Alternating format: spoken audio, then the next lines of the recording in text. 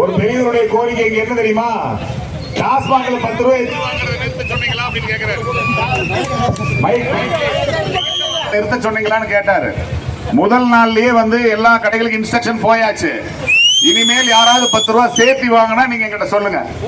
10 ரூபாய் சேர்த்து வாங்க மாட்டாங்க. வாங்கினா நீங்க சொல்லுங்க, கேட்போம். ஓகேவா? அவ்வளவுதான், உங்களுக்கு பதில் சொல்லிட்டேன். போலாம் போலாம் போலாம்.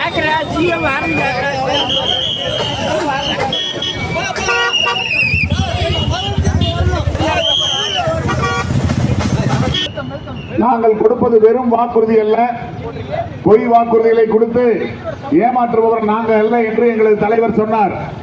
சொன்னதற்கிணங்க முதல் கையெழுத்தே மகளிர் பாதுகாப்பு. இன்று பல மாவட்டங்களில் சிங்கப்பெண் பாதுகாப்பு படை உருவாகிவிட்டது. அடுத்ததாக அதன் தொடர்ச்சியாக 765 மதுக்கடைகள் மூடப்பட்டிருக்கின்றது.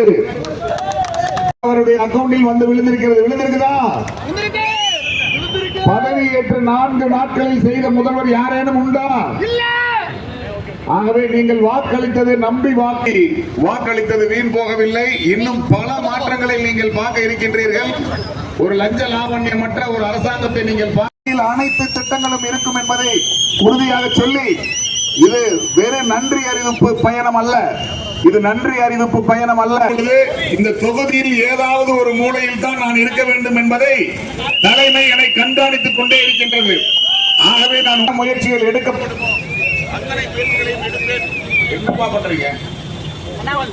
அத்தனை முயற்சிகளையும் எடுப்பேன் என்ற உறுதியை கூறி எனக்கு வாக்களித்தமைக்காக உங்கள் அனைவருக்கும் என் நெஞ்சார்ந்த நன்றியை